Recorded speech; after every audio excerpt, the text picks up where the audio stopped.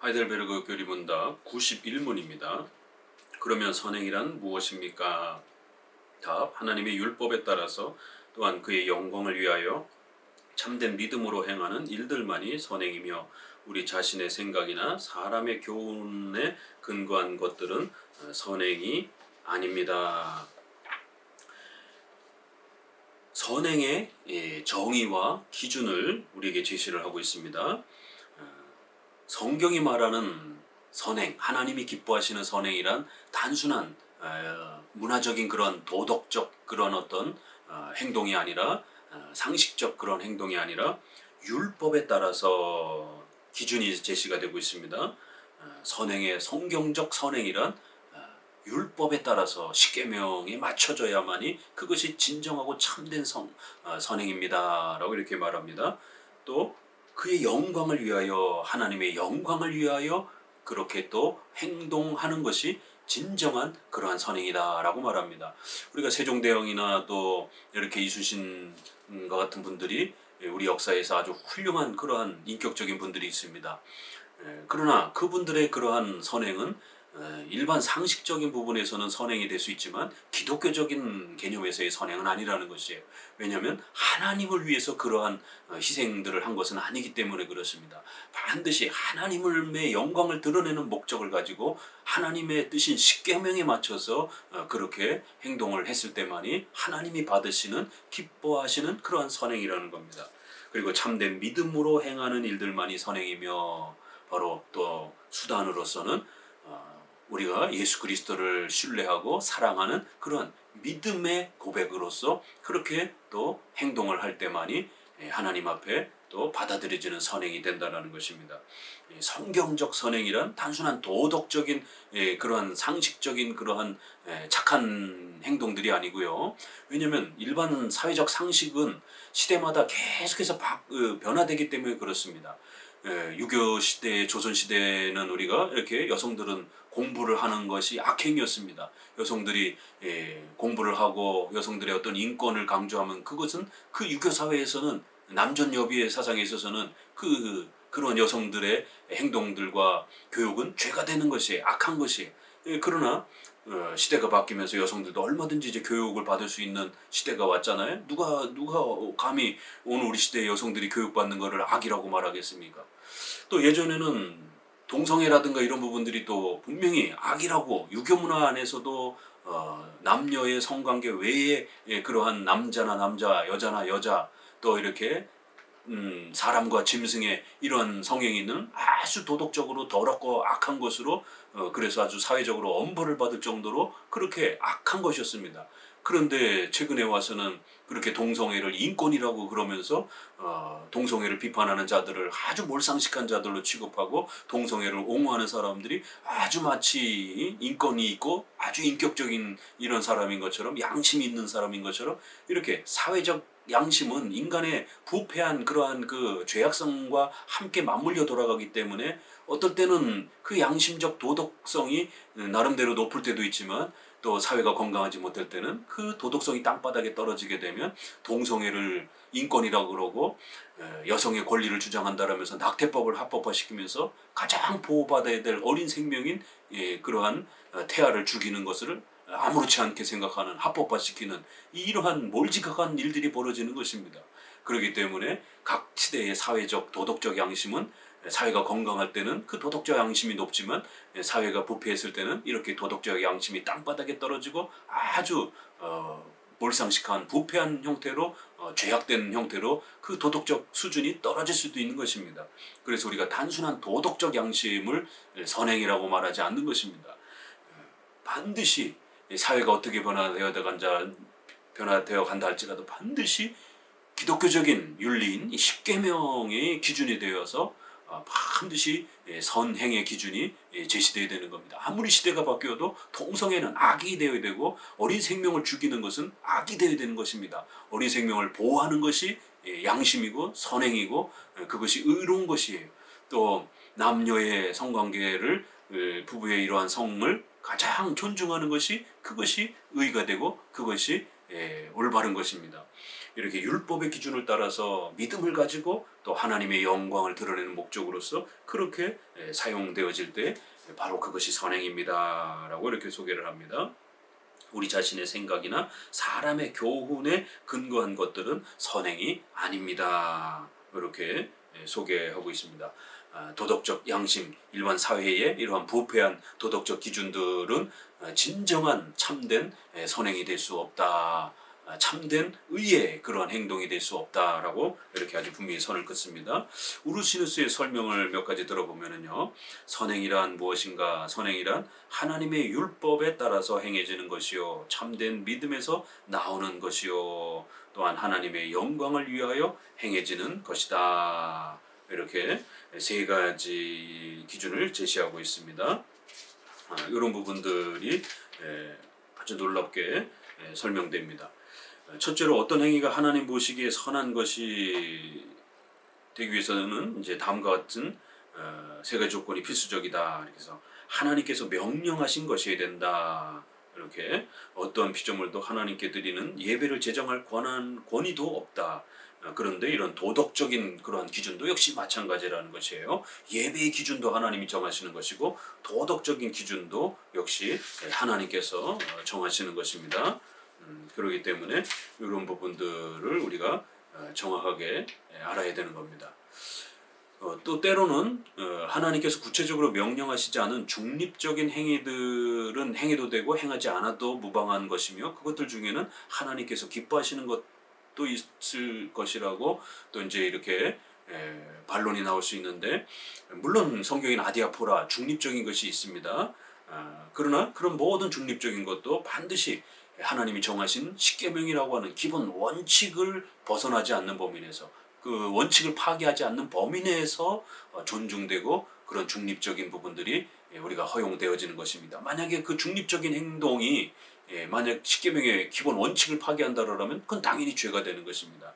그래서 이제 우리가 이런 중립적인 부분들은 이런 점에서 그런 행위들은 비록 구체적인 명령은 없으나 하나님께서 일반적으로 명령하신 것들이라 하겠다. 그래서 직접적으로 명령한 특별 명령도 있고 이렇게 일반적으로 명령하는 허락된 그러한 또 간접적인 그러한 중립적인 또 이러한 명령도 있다라고 이렇게 해서 십계명의 아주 중요한 기준을 우리가 어떻게 사용해야 되는지를 소개를 합니다. 그래서 항상 교회법은 이 십계명을 기본으로 해서 이 중립적인 부분들을 잘 사용해서 십계명이 파괴되지 않는 범위 내에서 교회와 성도들을 도울 수 있는 그러한 질서와 규칙들을 만드는 것입니다. 예를 들자면 주일 성수를 해야 되고 예배를 드려야 되는 건 원칙입니다. 그러나 몇 시 예배 드릴 것인가는 중립적인 것입니다. 그래서 새벽 5시 예배 드리겠다 이러면 이제 노인들이나 어린 아이들이라든가 이렇게 예배 드릴 수 없는 형편이 되어질 수 있는 겁니다. 그래서 이건 조금 비상식적이게 되는 겁니다. 그래서 우리가 보통 모두가 다 함께 모일 수 있는 한 11시 정도 예배를 상식적으로 정하는 것이에요. 10시에 정하든 11시에 정하든 그건 중립적인 것입니다. 그렇지만 이렇게 십계명의 기본 원칙 아래에서 또 그거를 펼쳐가는 것이다라는 겁니다.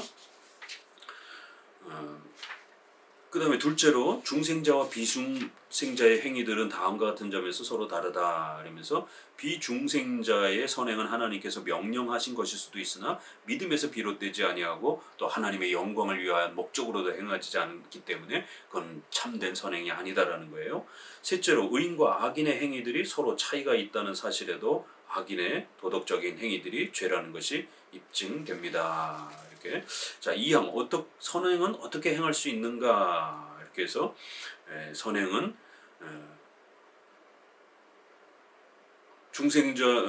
이 질문에 대한 설명이 필요한 것은 중생자뿐 아니라 비중생자도 선을 행할 수 있다고 주장하는 펠라기우스주의자들과 또한 자유의지의 특정한 예비적 행위들을 상상하는 교황주의자들과 반펠라기우스주의자들이 있기 때문이다. 이렇게 준비론주의자들이 계속해서 있어가겠다라는 거예요. 그러니까 반펠라기우스주의, 펠라기우스, 로마 가톨릭, 알미니안주의, 이게 다 그 준비주의 안에 이렇게 한 큰 카테고리 안에 있다라는 겁니다.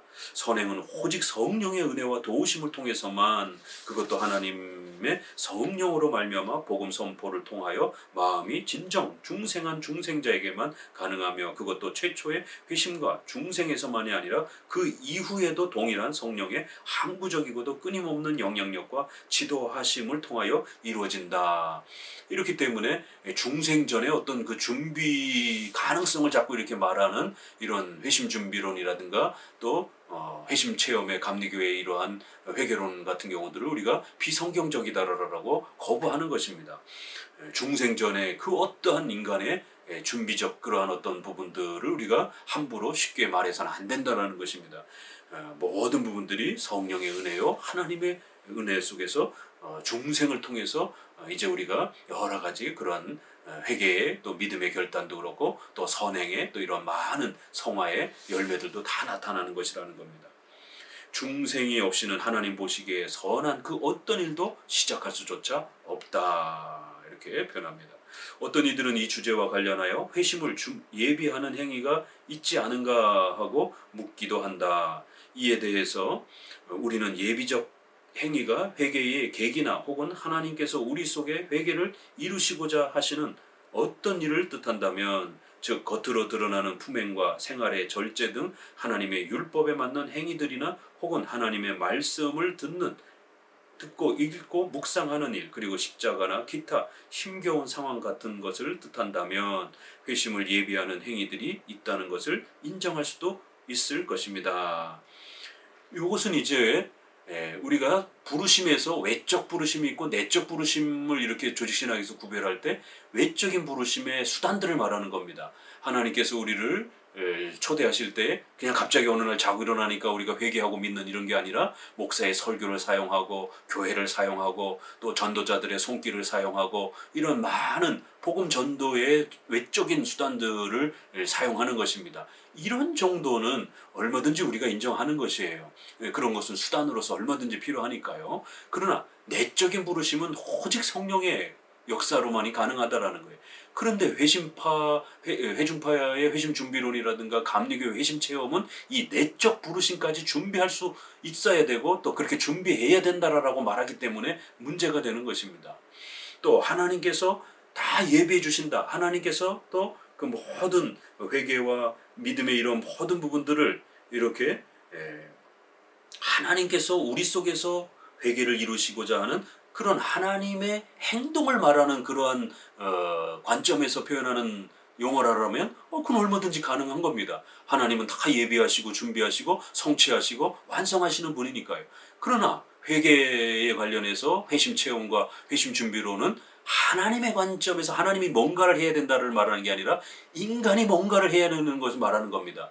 그래서 조엘 비키의 그 비유에서처럼 그렇게 많은 젖은 나무를 불태우기 위해서 그걸 좀 말려야 되는 그 정도는 인간이 할 수 있다. 인간이 뭔가를 해야 된다라는 것을 지적하는 게 바로 회심 준비론인 것입니다.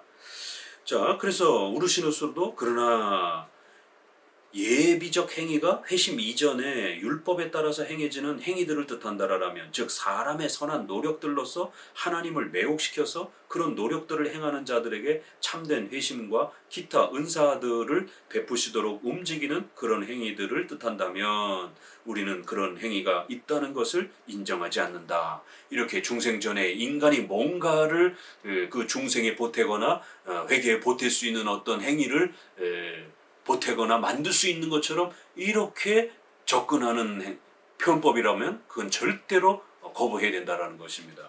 이렇게 회심 준비로는 벌써 종교개혁 시대에 이미 벌써 그러한 기초적인 부분들이 제세례파를 통해서 또 펼쳐지고 있었기 때문에 1563년에 해당이 되는 이 하이델베르그 시대에도 벌써 그런 준비주의와 같은, 왜요? 이것은 1600년에 본격적으로 이제 신학적으로 정립이 되고 논리화되지만 이미 반펠라기우스가 로마 카톨릭이 이런 준비주의 개념으로 신인협력주의적 회개론을 끊임없이 소개해 왔기 때문에 종교개혁 시대 때 그런 준비주의 개념을 아주 철저히 배격하는 겁니다. 사도 바울의 선언처럼 믿음을 따라 하지 아니하는 건 다 죄다라고 이렇게 비판을 한다라는 것이에요. 바로 로마 가톨릭은 이런 준비 개념을 가르치기 위해서 교황주의자들은 그런 행위들을 일치의 공로라고 또 이렇게 부르고, 또 때로는 잉여 공로라는 이런 개념으로 인간이 뭔가 공로적으로 또 이렇게 협력적으로 뭔가를 보탤 수 있는 것처럼 중생 전에 뭔가를 인간이 구원과 회개를 위해서 보탤 수 있는 것처럼 준비해 할 수 있는 것처럼 이렇게 말했기 때문에 이거는 철저히 배격되어야 된다라는 거예요. 사망 성도의 행위는 과연 순결하며 완전히 선한가? 또 여기도 또 완전주의에 대해서 다시 한번 또 비판하는 겁니다. 성도들의 행위는 금생에서 완전히 선하거나 순결하지 못하다. 심지어 중생받은 자들이라도 악하며 죄악된 많은 일들을 행하며 그로 인하여 하나님 보시기에 죄악되다. 그래서 베드로도 3번씩이나 예수님 부인했고 다윗도 간음을 행해서 큰 실수를 범했다라는 거예요.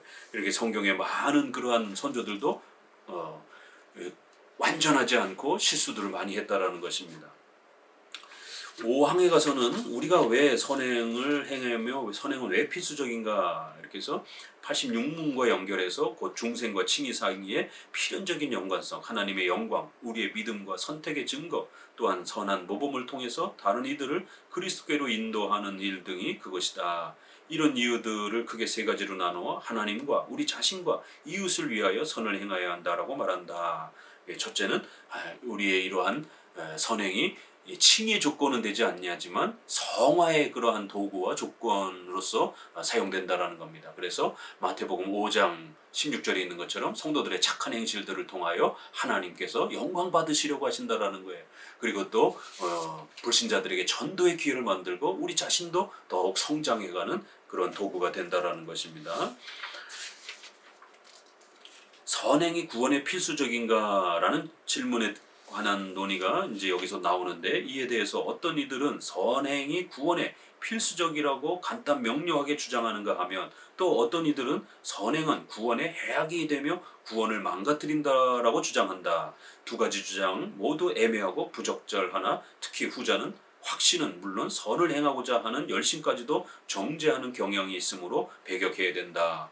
이렇게 해서 구원에 필요한 이러한 칭의에 필요한 필수적 수단처럼 선행을 이야기하면 율법주의, 공로주의, 로마 카톨릭처럼 되는 것이고, 또 극단적인 신앙 체험만 강조하면서 극단적 신앙 우선주의만 이야기하게 되면 윤리를 선행의 이러한 열매를 부정해버리게 되면 결국 신비 체험만 강조하는 경건주의, 은사주의가 되는 겁니다. 구원파도 이렇게 윤리를 제거해버리는 이러한 구원파 이단들도 바로 이러한 함정에 빠져 있는 것이죠. 윤리를 완전히 제거시켜버리는 이제 이런 형태, 둘 다 문제라는 것이에요. 적절한 균형과 조화를 잘 맞춰서 표현해야 된다는 겁니다. 선행이 공로를 세움으로써 구원이라는 상급을 얻는다는 의미가 아니라 선행이 구원 그 자체의 일부여 목적을 얻는 데 필수적인 수단이라는 의미에서 그러하다. 이와 마찬가지로 선행이 의 혹은 칭의에도 필수적이라고도 할 수 있다. 또한 의롭다 하심을 얻는 자들에게 선행이 필수적이라고 또 말할 수 있다. 즉 칭의의 결과로 반드시 있다는 뜻이다. 요거 잘 구별해야 됩니다. 칭의의 필수적인 것처럼 이렇게 자꾸 표현을 하면서 칭의에 너무 지나치게 가깝게 표현하게 되면 중요성을 너무 지나치게 표현해서 공로주의, 율법주의적 표현이 될 수 있다는 거예요. 그러나 이런 식의 어법을 사용하지 않는 것이 더 좋을 것이다. 왜냐하면 애매하기 때문이다. 논쟁을 유발시키고 우리의 원수들에게 비방을 여지를 줄 수 있기 때문이다. 또 우리의 어법이 가능한 한 성경의 표현을 따라서 표현되어야 하기 때문에 이런 표현은 적절치 않고, 그럼 어떻게 해야 되느냐 하는가? 선행은 의롭다 하심을 얻은 자들과 구원 얻을 자들에게 필수적이다. 의롭다 하심을 얻을 자들에게 선행이 필수적이라는 말은 애매한 발언이다. 이게 칭의 의롭다 하심을 얻을 자들에게 선행이 필수적이다. 칭의에 필수적이다. 칭의에 필수적이다. 자꾸 이렇게 강조하게 되면 칭의의 선행이 반드시 협력적으로 있어야 되는 것처럼 이렇게 오해가 되는 거예요.